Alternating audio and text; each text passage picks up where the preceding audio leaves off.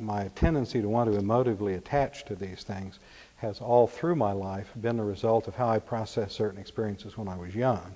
Now, I'm just speaking for myself as to what happened. I think there is a certain brokenness in the human spirit that can encourage addictions. Now, genetically speaking, through some of my family, I have a genetic predisposition toward alcohol. And so that's one aspect, but there again you have the combination of nature and nurture. So that thing which may be there because of nature can either blossom out or can just remain subdued. And for me, alcohol was really not an issue till I was about 28 years old. Because I had been going through some of these other processes, I guess.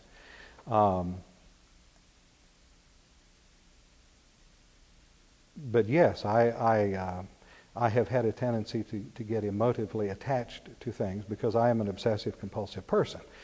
There are good qualities to that in that I like things to be clean and neat around the house, and I'm the one who's the big cleaner-upper at the house. People appreciate that, so I haven't damaged myself physically by doing that or that been a problem to other people. So, and the same thing with exercise now. I do it as a tool. I use it as a tool.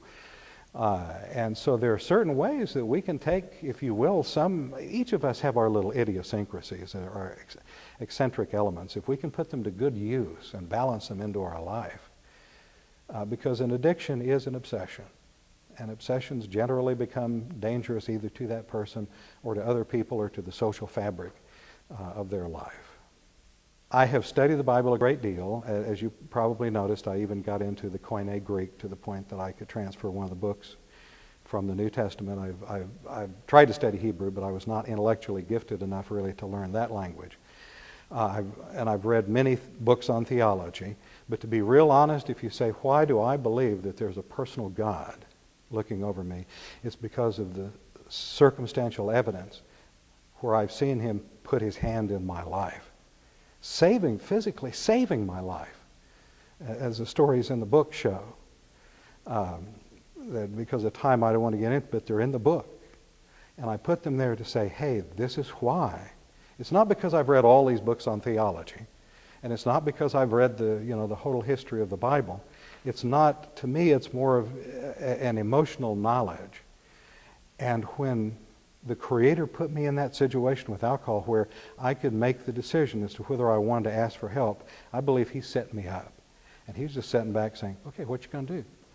You were praying for a solution, here it is. Are you going to humble yourself, get rid of your pride and ask for help? You're a free will creature. That's the way I made you. What you going to do? And so I cannot conceive these events happening at different times in my life without there being a personal Creator. And then that's my reason for belief.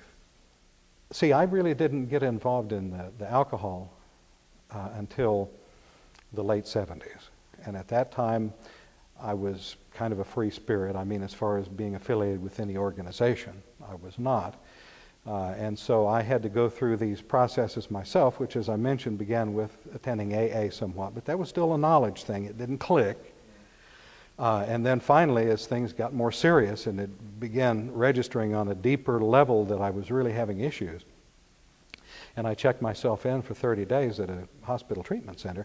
And what was so amazing about it, I dressed, was nicely dressed in a suit. I walked in and I said, I'd like to have a tour of your treatment facilities. Well, they thought I was either a physician or a reporter or something. Well, sure. And they said, well, what are you writing a story? I said, no, I would like to go ahead and be put into the program.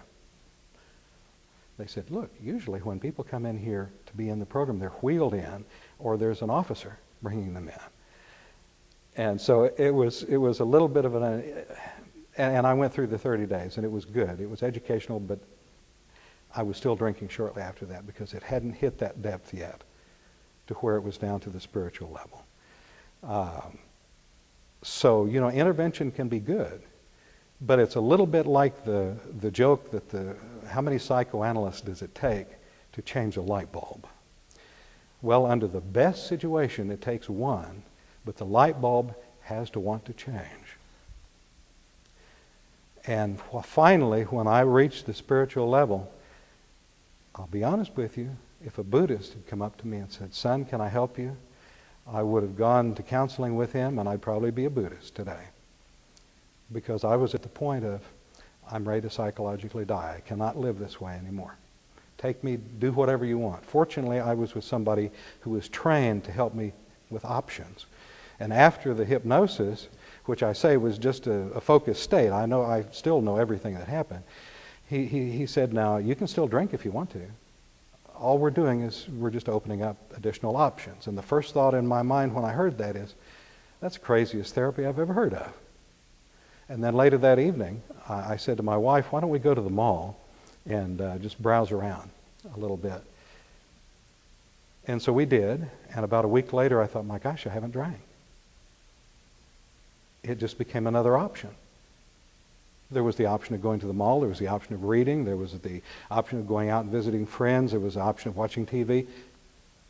All of a sudden became emotively open to me, where they weren't before. A miracle? Yeah. This mind that the Creator has given us is a miraculous thing.